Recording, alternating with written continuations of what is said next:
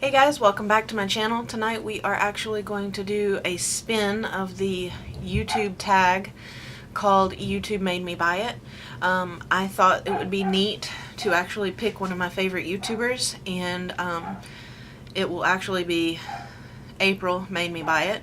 One of my favorite YouTubers, her name is April. Her channel name is WannaMakeup. And I really like her because she's honest, she's down to earth, and I know everybody says, oh, this person is so honest and trustworthy and this, that, and the other, and there's so much drama on YouTube.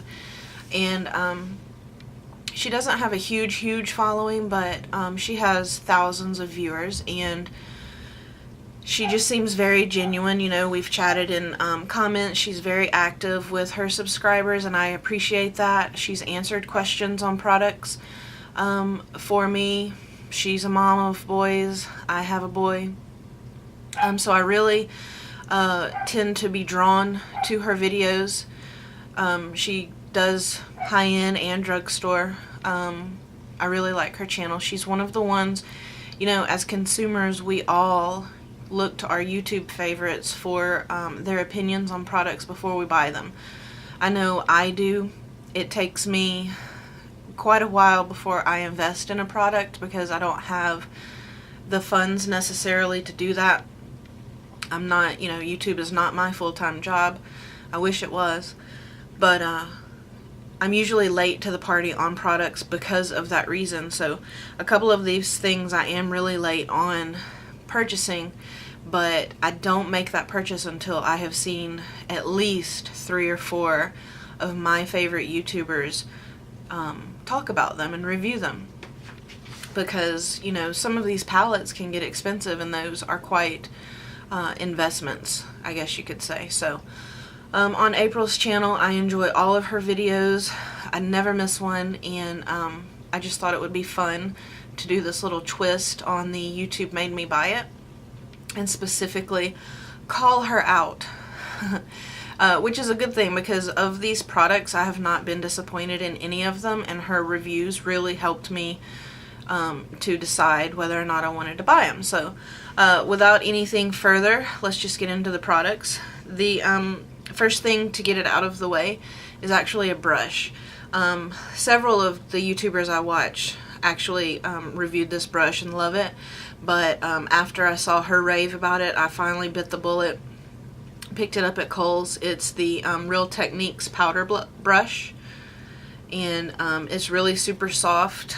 It already needs a good washing. I got this for Mother's Day, but and when I say I got this for Mother's Day, mind you, I buy 98% of my own gifts for holidays because I generally want makeup products, and my poor husband and 15-year-old son can't stomach the makeup stores or the drugstore, so I go pick out my own gifts. So this was one of them for Mother's Day, and it's again the Real Techniques powder brush, and I do love it just to even touch up after a full day's makeup, which is what I have on today. It really works. So I love this brush, and I'm glad that I finally got it.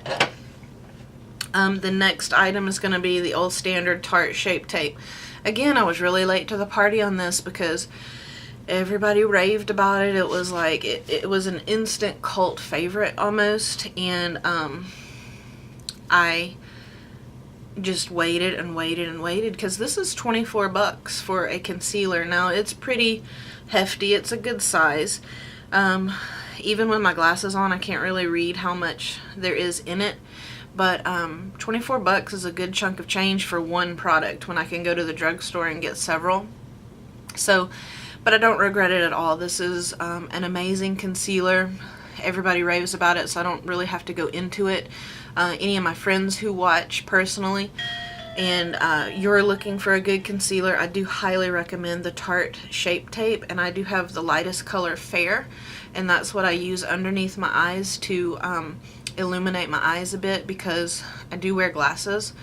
Not always in my videos, but I don't see really a glare tonight, so again, that's just the Tarte Shape Tape concealer that April made me buy. Alright, the next thing is kind of new. and this is the Marc Jacobs Dewdrops, and it's called Do You.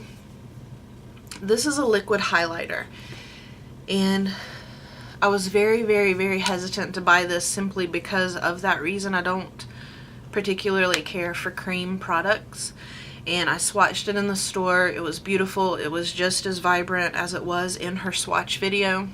This was on her wish list for Sephora, so I saw that video, and then she followed it up in the haul, and she fell in love with it, used it in a couple of tutorials, and I had a hard time trying to find a way that actually worked for me. She puts it directly on top of her foundation, but I haven't done that yet. I feel like it might slip on my foundation, if that makes sense. So I do it before my foundation. So I do it on my moisturized skin, and then I put my foundation on top. So it just gives the whole face more of an illumination, and then I top it, of course, with another highlighter. So again, I purchased the Marc Jacobs Do You Dewdrops, and this is part of their summer coconut collection. It smells really good.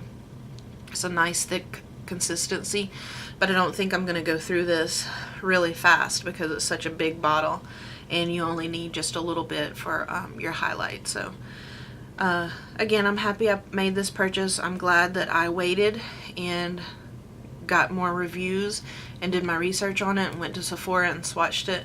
This was another product I bought for myself for Mother's Day, so I'm glad that April reviewed this for us and that I was able to purchase it.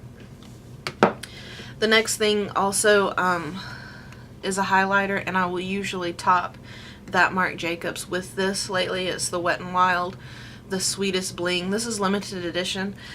I got lucky and found it in the store after she was on the hunt for it for a while, and then I just got lucky. The drugstores here in my area are hit or miss, and a funny tidbit, Casey Holmes, I'm sure everybody knows who she is.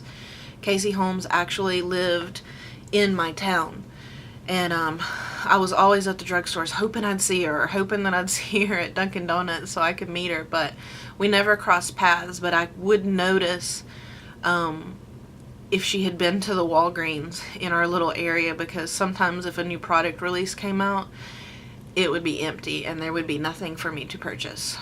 So she usually bought the stores out, but I happened to find this randomly, and I got this in its little blue counterpart that I haven't even tried yet. But this is a great highlighter.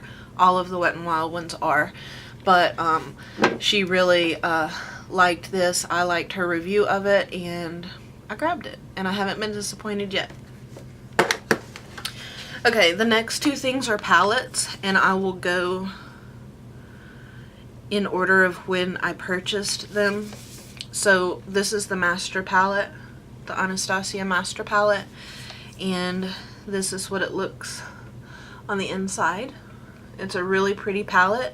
They are all pretty much, there's 3 mattes, but the rest are very shimmery and extremely pigmented. Now, watching her swatch video, I was pretty much hooked at that point.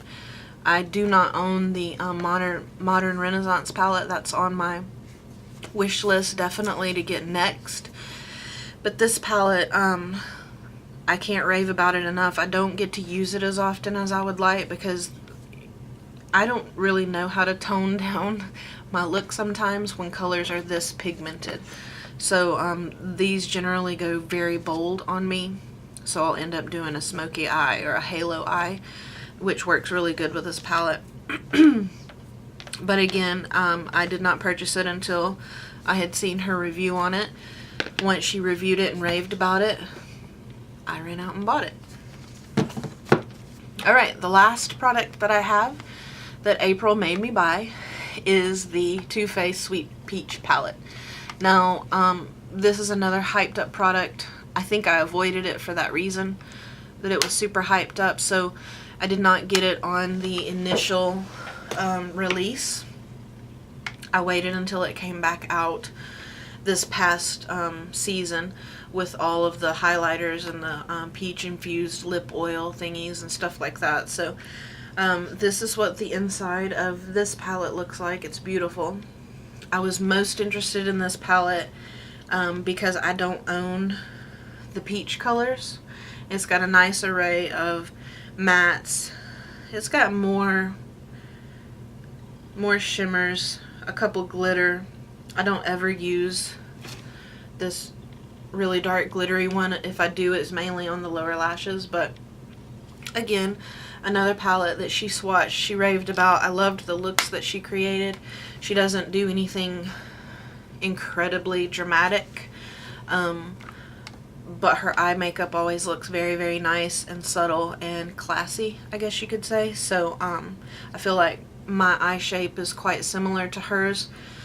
So I look to her eye tutorials a lot for inspiration, and I have not been disappointed with this palette. I mean, I got this before Mother's Day, I guess. Yeah, before Mother's Day, and I know that I used it the entire month of May. And then at the end of May, yeah, it was at the end of May, my company decided to dispatch my entire team to work from home, and I do medical billing and collections, not patient collections, just insurance collections for a very large podiatry group. And it was funny, in one of her videos recently, she said she had previously worked at a podiatry office, and I was like, see, we were akin to be subscribers to her channel because we have a good bit in common. But I just thought that was interesting. Not many people are in the podiatry field and actually say anything about it, because I mean, it's feed, it's awful. The things I've smelled and seen, it's just bad. So, but I got away from that, the office work, and now work from home in the collections department. And so I haven't had the need to wear makeup every day. So I put my poor baby down for a minute, but any chance I get, I do love the candied peach color, and I'll do a smoky eye with that. And then I love to put the Stila Magnificent Metals on top of it. So maybe in the future I'll do a tutorial with that when I don't have a full face of makeup on already. So anyway, guys, with that said, if you do not mind giving me a like on this video, I would appreciate it. Also, subscribe if you haven't already. And if you'd like another YouTuber to go watch, check her out. Her channel name, again, is WannaMakeup, and I will link that down below. She's awesome. So please go give her subscribe to her channel, like some of her videos, and let her know that I sent you. This is in no way, I've not reached out to her in any way to let her know that I was going to do this. I just thought it would be a cool twist, because between her and Kathleen Lights and Casey Holmes, I mean, they have been the predominant reason I've purchased, I'd say probably 90% of my products I base on reviews. Like, I'm huge. I don't want to buy a crap product because it's expensive and I don't want to waste my money. Now, I have made some pretty dumb moves. Like this one. This is a crap product, but for the most part, I do look to my YouTubers and really look to their reviews before I make purchases. So I think that's a good habit to have anyway, in my opinion. So anyway, you guys, I hope you all have a good night and much love. Bye.